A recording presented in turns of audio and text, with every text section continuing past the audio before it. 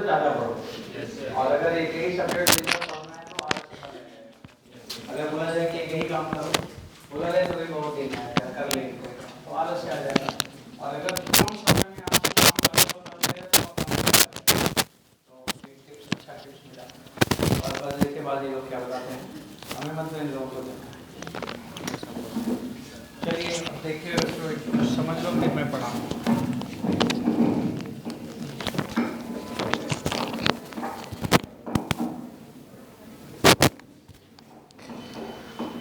Hello बच्चों,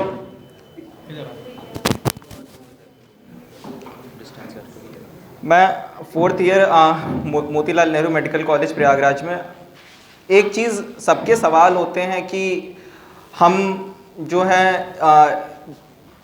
कर तो रहे हैं बट रिजल्ट्स नहीं आ रहे, या हमें डर है हमें रिजल्ट्स आएगा नहीं।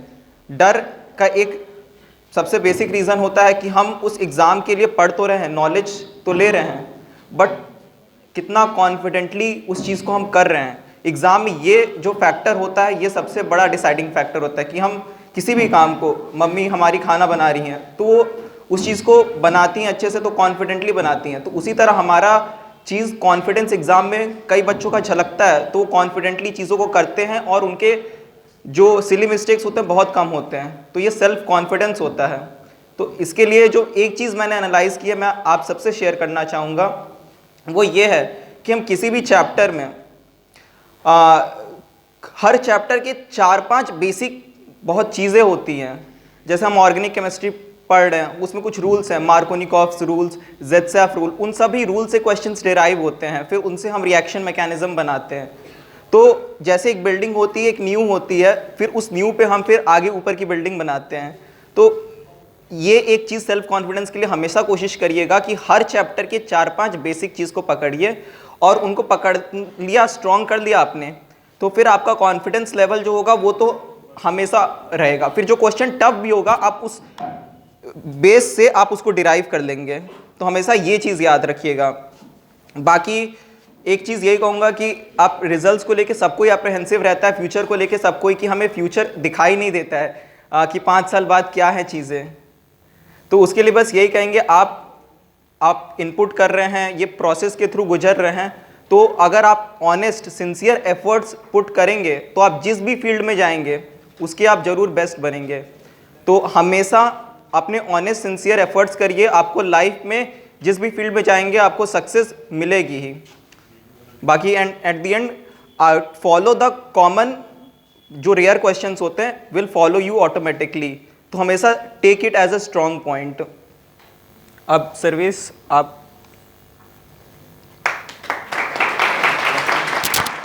बाकी आप लोग के क्वेश्चंस हो तो आप पूछ सकते हैं। और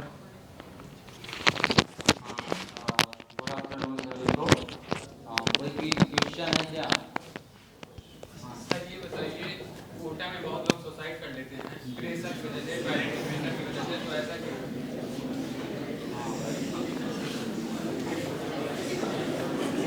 देखिए वो कोटा जाते हैं लेकिन वो पढ़ाई नहीं करते हैं, ठीक है ना।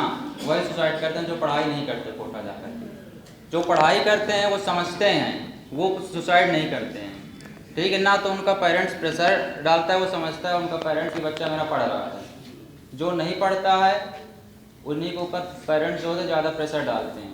और टीचर भी कोटा में ज़्यादा प्रेशराइज करते हैं। यहाँ के टीचर जो हैं आपको आगे बढ़ने के लिए ये नहीं कहते ये आगे तुम अगला कदम उठाओ, सिर्फ पढ़ाई करो, अपना पढ़ाई के साथ साथ और भी डेवलपमेंट। सर हैं, सर अदर विज्ञान दे, जैसे हमें भी सर, मैं अभी निकल चुका हूँ, लेकिन सर हमें भी बोल रहे थे कि हमेशा अपने गुरुजनों माता पिता का ध्यान रखो, उनका सम्मान करो। हमें भी अभी कभी भी कोई दिक्कत होती है, अभी मोटिवेशन कभी भी डाउन होता है, तो हमेशा मैं अपने गुरुजन या अपने माता पिता से बात कर लेता हूँ, तो एक नई एनर्जी आती है। ऐसे आप लोग भी अभी जैसे एग्ज़ाम टाइम बहुत से डिस्ट्रैक्शन होते रहते हैं, इससे आप किसी एक ऐसे फ्रेंड से जिससे बात करने से आपको एनर्जी आती है, आप उससे बात कर लीजिए, या अपने मम्मी पापा से बात कर लीजिए, तब पढ़ाई करिए। और ये रही, एक ही सब्जेक्ट को लगातार मत पढ़िए दिन भर, जैसे आपकी बायोलॉजी है, बायोलॉजी सिंपल है, मेरा मानो तो बायोलॉजी आप लोग कई बार पढ़ चुके होंगे अभी। उसको एक चैप्टर उठाइए, आप उसको एंजॉय की तरह पढ़िए। आपको अच्छा लगता है, आप म्यूजिक लगा लीजिए, बस पेज पलटते रहिए, बायोलॉजी आपकी हो गई। फिजिक्स में क्या है, थोड़ा बैठ के न्यूमेरिकल सॉल्व करना रहता है, तो उसमें टाइम दीजिए, ये है। केमिस्ट्री भी है, केमिस्ट्री भी आप ऐसे एंजॉय की तरह म्यूजिक लगा के, जैसे आप थक चुके हैं वहाँ पर आप इसका एंजॉय भी हो रहा है, रिवीजन भी हो रहा है। इस समय तो आपका रिवीजन ही चल रहा है। फिजिक्स में टाइम दीजिए, ये इम्पोर्टेंट है। और कोई क्वेश्चन है किसी का? जी ये जो टेस्ट आप दे रहे हैं जी उसका मेन होता है एनालाइज करना, हम्म। तो आप उसको एनालाइज करने में कोई मतलब टिप्स दे सकते हैं कैसे हाँ। उसको बेटर एफिशिएंटली हम एनालाइज करें, हाँ। उसकी भी होती है हम कैसे करें? बैठिए। हाँ, आपका अच्छा क्वेश्चन है। हाँ, जैसे आप टेस्ट देने आते हैं, टेस्ट आपने दिया, आपका कितना सही कितना गलत, आप टेस्ट देने के बाद उसको जाइए एक बार दोबारा अपने रूम पर देखिए कि मैं कितना गलत किया कितना सही किया। फिर जितने आपने गलत किया है वो आपके बुक से ही क्वेश्चन आता है, कहीं से नहीं आता। आप उसको नोट करिए कि मेरा यहाँ पर गलत हुआ था, एनसीईआरटी में हाईलाइट कर लीजिए, यहाँ पर मेरा गलत हुआ था। वो ज़िंदगी में कभी भी आपका दोबारा गलत नहीं होगा, ये कॉन्फिडेंस में कहता हूँ। क्योंकि आपका उसमें अब दिमाग लगाए थे तब गलत हुआ है, तो आपको दिमाग में सेट हो चुका है कि क्वेश्चन मेरा गलत हुआ था, दोबारा नहीं गलत होगा, ऐसा कर दिया। ठीक, फिर आके अगर नहीं आता फिजिक्स से क्वेश्चन तो सर से डिस्कस करिए। बायोलॉजी तो आपको आ ही जाएगी, बायोलॉजी केमिस्ट्री तो बुक में मिल जाती most probably. NCERT, main NCERT की एक एक लाइन बहुत इंपॉर्टेंट है। एनसीईआरटी से कभी भागना नहीं है, उसको एंजॉय की तरह पढ़िए। मैं समझ रहा हूँ आप लोग 4-5 बार एनसीईआरटी पढ़ चुके होंगे, बहुत लोगों की फट भी चुकी होगी, तो उसको आप लोग ऐसे में पढ़ना डेली है। एक चैप्टर एनसीईआरटी का बायोलॉजी केमिस्ट्री, 1 या 2 जितना आपसे हो सकता है उसको पढ़ना डेली है, लेकिन प्रेशर में नहीं पढ़ना है, इंजॉय से पढ़ना है। जो याद करने वाला है उसको आप कोशिश करिए, आपका मॉर्निंग टाइम अच्छा जाता है, अपन का टाइम मॉर्निंग सही रहता था 5 बजे साइड, तो मैं 5 बजे लर्निंग वाला ज़्यादा करता था। जैसे फिजिक्स का न्यूमेरिकल जो रहता था उसको कि न्यूमेरिकल में फार्मूला भूल जाते तो वो नोट करते थे एक साइड में, इसको मैं दूसरे दिन याद करूँगा, तो सुबह में उसको याद करता था पूरा न्यूमेरिकल, वो तो फार्मूला फिजिक्स का ये रहता था। फिर उसके न्यूमेरिकल दोपहर या शाम में करते थे, ये बहुत इम्पोर्टेंट है। उसी दिन याद करिए उसके फार्मूला जो हैं, उसके न्यूमेरिकल फिजिक्स को उसी दिन करिए, ये बहुत इम्पोर्टेंट है। ऐसे करिए।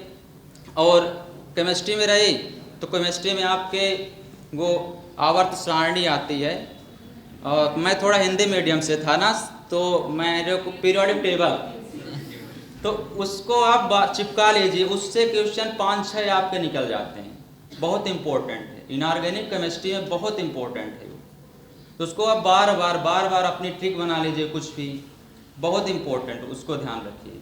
और मैं यही कहूँगा, कोई स्ट्रेस की ज़रूरत नहीं है। मैं भी हिंदी मीडियम से था, जीआईसी से पढ़ा हूँ, गांव में सरकारी स्कूल से पढ़ के आया हूँ। 1-2 मेरी कक्षा 12 तक में फीस लगी होगी मैक्सिमम 5-6 हज़ार, ठीक है। उसके बाद सर के पास आया, फाउंडेशन भी सर से किया था, बस निकल गया। पीजीआई रोहतक सरकारी कॉलेज मिली है, चल रहा है। तो कोई स्ट्रेस नहीं लेना है आपको, सब कुछ होता है। सर वही कहते हैं, भगवान ने भेजा है तो वो देख भी रहा है, आपको सक्सेस भी वही दिलाएगा, सिर्फ आपको अपना कर्म करना है। ठीक है, धन्यवाद। और किसी क्वेश्चन है? ठीक है, थैंक यू सर। बाकी एनालाइज करते वक्त अगर आपको जैसे कोई क्वेश्चन आपके ना तो एनसीईआरटी से नहीं है, किसी कोई टेस्ट सीरीज दे रही है या फिर आपके टेस्ट सीरीज, तो उसको लेकर कभी नहीं घबराना है। आपको पता है कि मैंने इतना किया है, ये क्वेश्चन अगर मेरा गलत हुआ तब तो मैं ठीक है, बाकी अगर कोई क्वेश्चन एकदम आउट ऑफ द वे है तो उसके लिए आपको लेके कोई वो नहीं लेना है, स्ट्रेस या फिर कुछ भी। बस आपको अपना कॉमन जो चीज़ें हैं एनसीईआरटी और आपके जो भी क्लास नोट्स हैं, अगर उसमें से है तो आप उस पर वर्क करिए, देखिए, बाकी चीज़ों को लेके स्ट्रेस नहीं लेना है। Thank you. तो बच्चों, आप लोगों ने अपने सीनियर से सब सुन ही लिया। कि आपको कुल फाइनल यही बात निकल के आती है कि सिलेक्शन पढ़ रहे हैं तो हो ही जाएगा। अब बस यही होता है कि रैंक कौन सी आएगी, सिलेक्शन तो हो ही जाएगा। और आपके सीनियर्स लोगों ने जो टाइम को देखा इस समय कि जो एग्ज़ाम का टाइम चल रहा, तो इन्होंने भी बोला, उन्होंने भी बोला कि 5-6 बार एनसीईआरटी तो पढ़ ही लिया होगा। और आप लोगों ने रिस्पांस नहीं किया क्योंकि आपने नहीं पढ़ा है। हाँ, तो कहने का मतलब ये है कि आपने जितना भी चीज़ को पढ़ा है तो उसको कई बार रिवीजन करते रहो। ये है 5-6 बार रिवीजन करने का कम से कम तो करना पड़ेगा। तो फिर सिलेक्शन के लिए कोई मुश्किल नहीं है। और आपको आप लोगों से बात करने से लगा कि कोई स्ट्रेस नहीं लेना है, क्वेश्चन नहीं आया कोई बात नहीं है, आप उसे नोट कर लीजिए, थोड़ा सोचिए, दिमाग में हो सकता है कि वो अपने आप ही आंसर आए, नहीं तो अपने टीचर से मिल लीजिए। और जब एग्ज़ाम देने के बाद आप जाते हैं तो मैक्सिमम लोग पेपर यहाँ पे फीस जमा किए तो टेस्ट देने आते ही हैं, कुछ तो आते भी नहीं हैं लेकिन आना चाहिए। अब टेस्ट देने आएंगे, टेस्ट दे दिए, घर पे ले गए, पेपर रख दिए पिलो का तकिया के नीचे, अब उसको पढ़ेंगे नहीं, ये गलत है। आपका ये फाइनल एग्ज़ाम नहीं था, आप सीख रहे हैं, तो जब क्वेश्चन पेपर ले जाएं तो एक बार 1 घंटा और टाइम दे दो और उसमें ये देखो कि जो जो आपको नहीं आया था उसको एक बार फिर से पढ़ो, तो 90% क्वेश्चन आपको घर पे हो जाएगा। यहाँ ना आने का कारण प्रेशर भी हो सकता है कि हमें क्वेश्चन भी ज़्यादा करना है, जल्दी जल्दी करना है, टाइम में भी यहाँ बोला जा रहा है कि आधा घंटा बचा दे दो, तो ये सारी चीज़ें हैं। तो जब आप घर पे जब एक बार और करोगे तो उसमें कई क्वेश्चन हो जाएंगे, 5-6 सवाल नहीं आ रहा तो वो अपने टीचर से कंसल्ट कर लीजिए। और जो क्वेश्चंस एग्ज़ाम में आपको टेस्ट पेपर देते समय नहीं आया, वैसे सवाल एग्ज़ाम में भी मुश्किल करेगा, उसमें कुछ तो टेक्निकल पॉइंट रहा होगा, तब उस लैंग्वेज को पढ़ो, उसमें देखो कि कौन से वर्ड से आप कंफ्यूज हो गए थे, कौन सी चीज़ से आपके मन में 2-3 बात आ गई थी कि ये वाला लगाएंगे तो ये वाला जाएगा, ये वाला लगाएंगे तो ये, कुछ तो कन्फ्यूजन है, तभी तो आपने सवाल को मुश्किल करके छोड़ा या लगाया गलत हो गया। तो उसे समझना है कि क्वेश्चन का लैंग्वेज क्या था, और उसमें कौन सी चीज़ से हम क्या समझ पाए और कौन सी चीज़ हमें कन्फ्यूज कर दिया, तो वो वर्ड आपको पता चलेगा। फिर जब एग्ज़ाम में मान लो इसी तरह के 40 सवाल आ गए कन्फ्यूजन वाले, तो आपके 40 सवाल ज़्यादा हो गए कि नहीं सबसे, तो पहली रैंक तो आ ही जाएगी। तो आपको रैंक अच्छा लाना है तो कमी को अपने ढूंढना है, कमियों को ढूंढ कर उसको समझना है कि आखिर ये किताब ही का जब सवाल था तो मेरे को समझ क्यों नहीं आया, क्योंकि टीचर ने जो पेपर बनाया वो भी तो बुद्धिमान ही होगा, किताब का ही सवाल होगा, तो उठा के हो सकता है कि किताब का वही वर्ड ना रख दिया हो, थोड़ा सा बदल दिया हो, थोड़ा सा कहीं से कहीं और जोड़ दिया हो। तो बस यही प्रिपरेशन है, इसी बात की पूरे साल भर तैयारी होती है। नहीं तो किताब लेके घर में बैठ के वही पढ़ो, क्या ज़रूरत है कोचिंग जाने की। तो यही है कोचिंग का और यही है आपका अपना इफ़र्ट, तो उसी पे फोकस करो। तो इन्होंने जो बात बोली कि घर पे ले जाना, एक बार फिर से उसको देखना, फिर गलतियों को नोट्स करना, और जहाँ पे जो नया है वो नया जो चीज़ अगर पकड़ में आया ना तो जान लो कभी नहीं भूलेगा। अगर आपने टेस्ट दे दिया और आपको नई चीज़ कोई मिल गई, वो समझ लो कभी नहीं भूलेगा, वो तो कभी भूल ही नहीं सकता। अगर हम कहीं जाएंगे और हमें नया चीज़ कोई दिख जाएगा तो हमें जीवन भर याद रहेगा, और कोई देखा हुआ चीज़ दिख जाएगा तो कन्फ्यूजन होने के चांस होंगे। लेकिन अगर एकदम से नया है तो कभी कन्फ्यूज नहीं होगा, वो तो कभी नहीं भूलेगा, वो तो आपको पॉजिटिव हो गया सीधा सीधा। और जहाँ कन्फ्यूजन है उसको अपने नॉलेज के बेस पर सेपरेट करो कि ये चीज़ है तो ऐसा होगा, ये चीज़ है तो ऐसा होगा, राइट, समझ रहे ना मेरी बात। बस यही है, और यही है लॉजिक पढ़ने का, सिलेक्शन लेने का।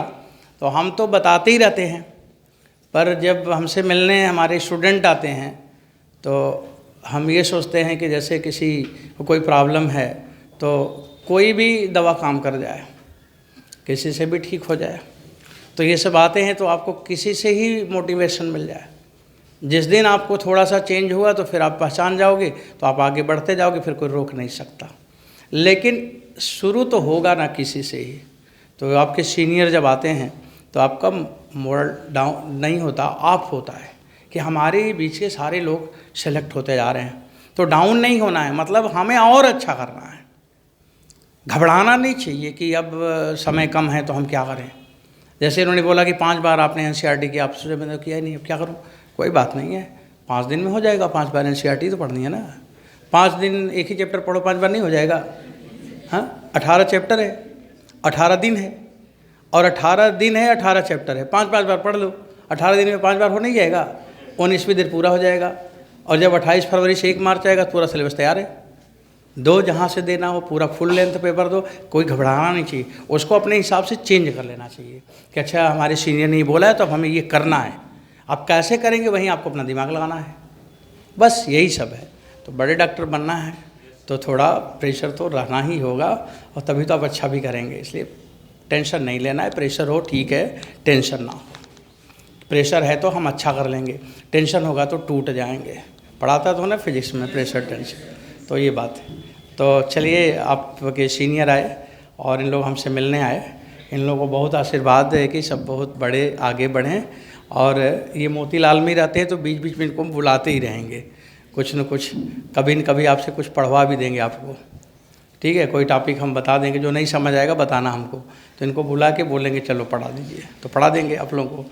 तो थोड़ा इनसे पढ़ाएंगे तो कुछ आपको नए तरह से पढ़ाएंगे, जैसे आप बच्चे हैं वैसे ये भी पढ़ाएंगे। टीचर थोड़ा अलग तरह से पढ़ाते हैं, है ना। तो ये है, जैसे अब आप दोस्त लोग हो तो आपस में एक दूसरे को अच्छे भाषा में समझा लोगे, और वो भाषा हो सकता हम ना बोल पाएँ तो ये फ़ायदा हो जाएगा। तो चलो बच्चों ठीक है, तो फिजिक्स शुरू किया जाए। हाँ, तो अपने सीनियर लोग को जाने दो, अब ये लोग जाएँ, ठीक है। Thank you. Thank you.